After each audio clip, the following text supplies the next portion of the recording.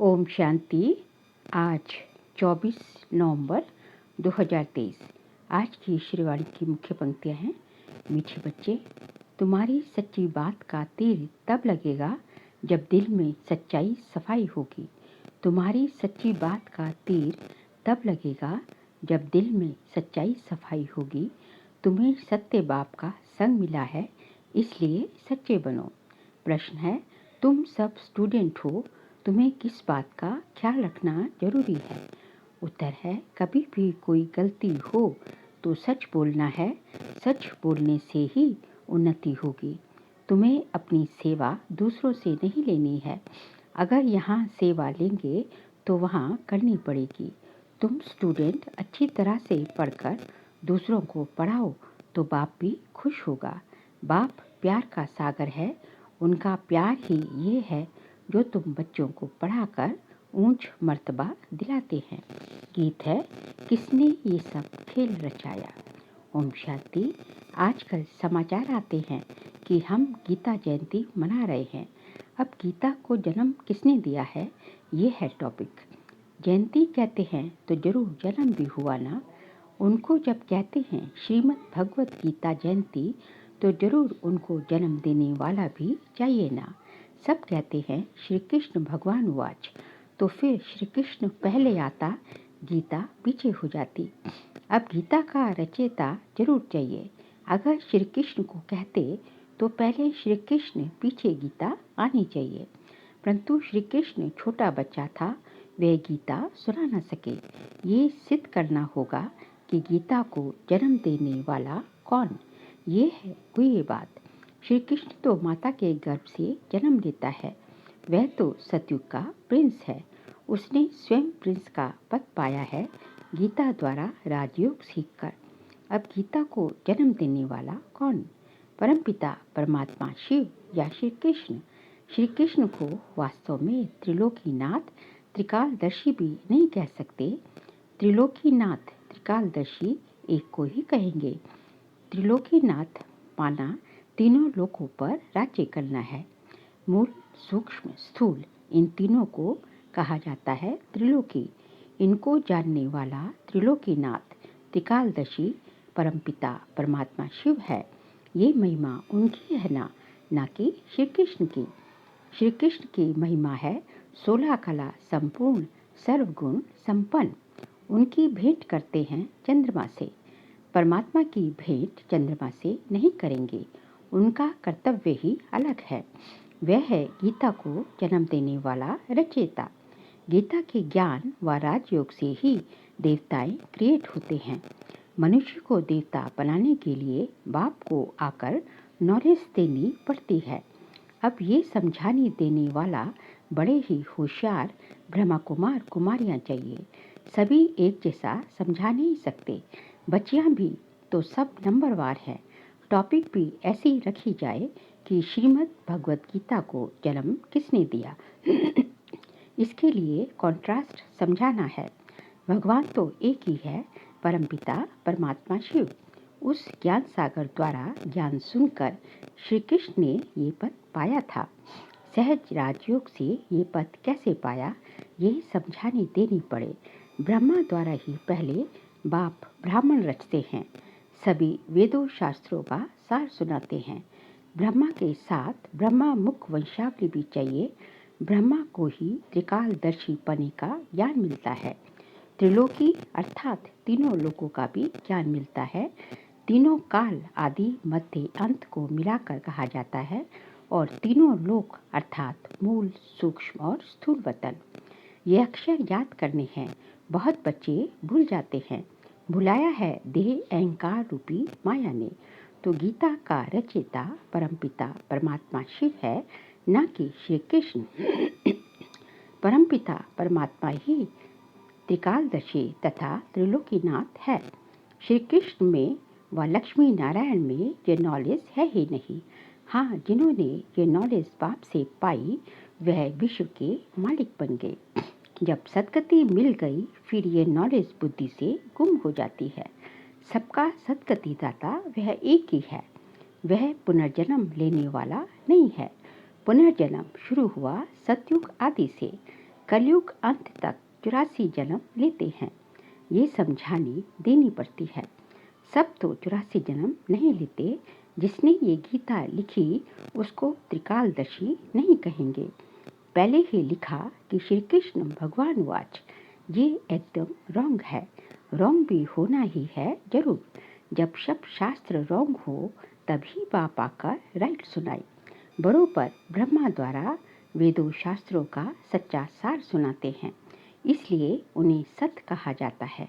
अब तुम्हारा है सत के साथ संग, जो तुमको सत बनाते हैं। प्रजापिता ब्रह्मा और उनकी मुख वंशावली ये जगदम्बा सरस्वती।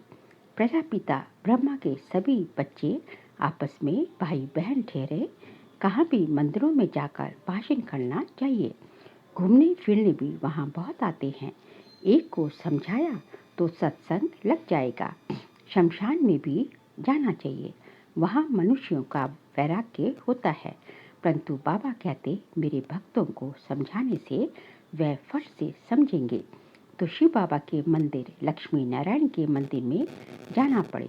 लक्ष्मी नारायण को बाबा मम्मा नहीं कहेंगे। शिव को बाबा कहते हैं, जरूर मम्मा भी होगी, वह है गुप्त। शिव बाबा जो रचयिता है उनको माता पिता कैसे कहते हैं, ये गुप्त बात कोई भी जान ना सके। लक्ष्मी नारायण को एक ही अपना बच्चा होगा, बाकी इनका नाम है प्रजापिता ब्रह्मा।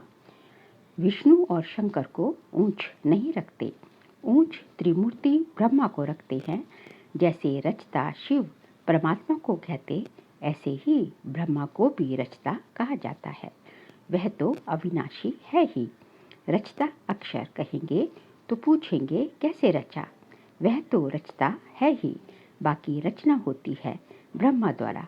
अब ब्रह्मा द्वारा परमात्मा सब आत्माओं को सृष्टि के आदि मध्य अंत का नॉलेज देते हैं। वेद शास्त्र आदि सब है भक्ति मार्ग की सामग्री। भक्ति मार्ग आधा कल्प चलता, ये है ज्ञान कांड। जब भक्ति मार्ग पूरा होता तब सब पतित तमो प्रधान बन जाते हैं। तब मैं बाप आता हूँ। पहले सतो प्रधान से सतो रजो तमो में आते हैं। ऊपर से जो पवित्र आत्माएं आती हैं, उन्होंने कोई ऐसा कर्म नहीं किया जो उनको दुख भोगना पड़े। क्राइस्ट के लिए कहा जाता है, उनको क्रॉस पर चढ़ाया, परंतु ये तो हो न सके। नई आत्मा जो धर्म स्थापन करने अर्थ आती है, उनको दुख मिल नहीं सकता, क्योंकि वह तो कर्मातीत अवस्था वाला मैसेंजर धर्म स्थापन करने आया। लड़ाई में भी जब कोई मैसेंजर भेजते हैं तो वे सफ़ेद झंडी ले आते हैं, जिससे वे लोग समझ जाते कि ये कोई मैसेज ले आया है। उनको कोई तकलीफ नहीं देते हैं। तो मैसेंजर जो आते उनको कोई क्रॉस पर चढ़ा ना सके। दुख आत्मा ही भोगती है, आत्मा निर्लेप नहीं है, ये लिखना चाहिए।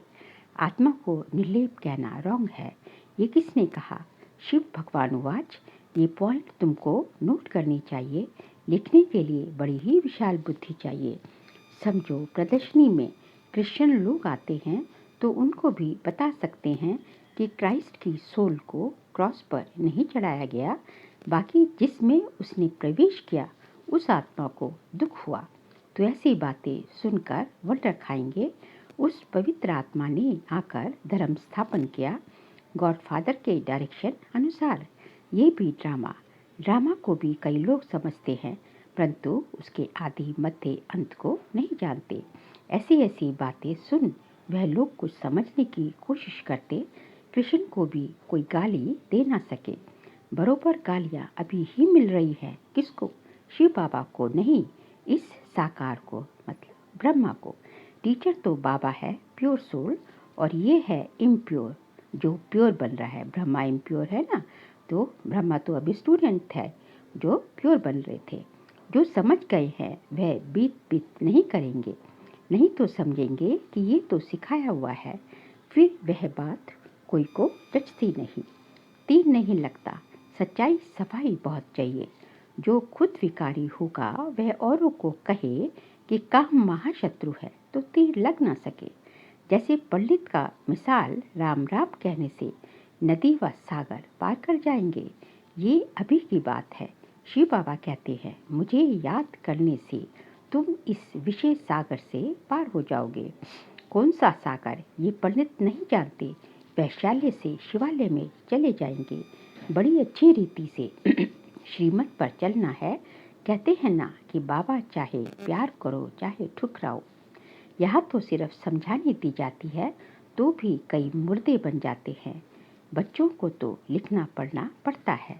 बाप प्यार का सागर है, अर्थात पढ़ाकर ऊंच मर्तबा दिलाते हैं। यही प्यार है। बाप जब पढ़ाता है तो पढ़कर औरों को भी पढ़ाना है। बाप को खुश करना है। बाप की सर्विस में तत्पर रहना है। बाप की यही सर्विस है कि अपने तन मन धन से भारत की सच्ची सेवा करो। तुम्हें तो बुलंद आवाज़ से समझाना चाहिए। सभी नंबरवार हैं, राजधानी में भी नंबरवार होंगे। टीचर समझ जाते कि ये देवी राजधानी में क्या नंबर लेंगे। सर्विस से समझ सकते हैं कौन कौन मुख्य बनेंगे। खुद भी समझते हैं कि हम बाबा मम्मा जितनी सर्विस नहीं करते तो दास दासियाँ बनना पड़ेगा। आगे चलकर तुम सबको सारा ही मालूम पड़ेगा। हम श्रीमत पर ना चले, सब क्लियर हो जाएगा। तुम बच्चे इस समय स्टूडेंट हो। इस समय तुम अपनी दासियाँ बनाएंगे तो खुद भी दासी बनना पड़ेगा। यहाँ महारानी बनना देह अभिमान है। सच कहना चाहिए कि बाबा ये भूल हुई। अभी संपूर्ण तो सभी बने नहीं। इम्तिहान में जब नापास होते हैं तो शर्माते भी हैं। बाबा का रात्रि में ख्याल चला कि मनुष्य 21 जन्म कहते, गायन भी करते। अभी ये ईश्वरीय जन्म एक अलग है। 8 जन्म सतयुग में, 12 जन्म त्रेता में, 21 जन्म द्वापर में, 42 जन्म कलयुग में। ये तुम्हारा ईश्वरीय जन्म सबसे ऊंच जन्म है जो एडॉप्टेड है। तुम ब्राह्मणों का ही ये सौभाग्यशाली जन्म है। अच्छा, मीठे मीठे सिखलते बच्चों प्रति माता पिता बाप दादा का याद प्यार और गुड मॉर्निंग। रूहानी बाप की रूहानी बच्चों को नमस्ते। हम रूहानी बच्चों की रूहानी बाप दादा को नमस्ते नमस्ते नमस्ते। सार के लिए पॉइंट से, प्यार के सागर बाप के प्यार का रिटर्न करना है। अच्छी तरह पढ़कर फिर पढ़ाना है। श्रीमत पर चलना है। सच्चाई और सफाई से पहले स्वयं में धारण कर फिर दूसरों को धारणा करानी है। एक बाप के संग में रहना है। आज का बाबा का वरदान है, निमित्त आत्माओं के डायरेक्शन के महत्व को जान, पापों से मुक्त होने वाले सेंसिबल भव। निमित्त आत्माओं के डायरेक्शन के महत्व को जान, पापों से मुक्त होने वाले सेंसिबल भव। जो सेंसिबल बच्चे हैं वो कभी ये नहीं सोचते कि ये निमित्त आत्माएं जो डायरेक्शन दे रही हैं शायद कोई के कहने से कह रही हैं। निमित्त बनी हुई आत्माओं के प्रति कभी ये व्यर्थ संकल्प नहीं उठाने चाहिए। मानो कोई ऐसा फैसला भी दे देते हैं जो आपको ठीक नहीं लगता, लेकिन आप उसमें जिम्मेवार नहीं हो। आपका पाप नहीं बनेगा, क्योंकि जिसने इन्हें निमित्त बनाया है वह बाप पाप को भी बदल लेगा। ये गुप्त रहस्य, गुप्त मशीनरी है। स्लोगन है, ऑनेस्ट वह है जो प्रभु पसंद और विश्व पसंद है, आराम पसंद नहीं। ऑनेस्ट वह है जो प्रभु पसंद और विश्व पसंद है, आराम पसंद नहीं। अब आगे जय मातेश्वरी जी के मधुर महावाक्य हैं। मनुष्य का 84 जन्म है, ना कि 84 लाख योनियाँ। अब ये जो हम कहते हैं कि प्रभु हम बच्चों को उस पार ले चलो, उस पार का मतलब क्या? लोग समझते हैं उस पार का मतलब है जन्म मरण के चक्र में न आना, अर्थात मुक्त हो जाना। अब ये तो हुआ मनुष्यों का कहना, परंतु बाप कहते हैं, बच्चों सचमुच जहाँ सुख शांति है, दुख अशांति से दूर है, उसको कोई दुनिया नहीं कहते। जब मनुष्य सुख चाहते तो वो भी इस जीवन में होना चाहिए। अब वो तो सतयुगी वैकुंठ देवताओं की दुनिया थी जहाँ सर्वदा सुखी जीवन थी। उसी देवताओं को अमर कहते थे। अब अमर का भी कोई अर्थ नहीं। ऐसे तो नहीं, देवताओं की आयु इतनी बड़ी थी जो कभी मरते नहीं थे। अब ये कहना उनका रॉन्ग है, क्योंकि ऐसे है नहीं। उनकी आयु कोई सतयुग त्रेता तक नहीं चलती, परंतु देवी देवताओं के जन्म सतयुग त्रेता में बहुत हुए हैं। 21 जन्म तो उन्होंने अच्छा राज्य चलाया है, और फिर 63 जन्म द्वापर से कलयुग के अंत तक। टोटल उन्होंने जन्म चढ़ती कला वाले 21 हुए और उतरती कला वाले 63 हुए। टोटल मनुष्य 84 जन्म लेते हैं। बाकी ये जो मनुष्य समझते हैं कि मनुष्य 84 लाख योनियां भोगते हैं, ये कहना भूल है। अगर मनुष्य अपनी योनि में सुख दुख दोनों पार्ट भोग सकते हैं, तो फिर जानवर योनि में भोगने की जरूरत ही क्या है। अब मनुष्यों को ये नॉलेज ही नहीं। मनुष्य तो 84 जन्म लेते, बाकी सृष्टि पर जानवर पशु पक्षी पंछी आदि टोटल 84 लाख योनियां अवश्य है। अनेक किस्म की जैसे पैदाइश है, उसमें भी मनुष्य मनुष्य योनि में ही अपना पाप पुण्य भोग रहे हैं, और जानवर अपनी योनियों में भोग रहे हैं। ना मनुष्य जानवर की योनि लेता और ना जानवर मनुष्य योनि में आता।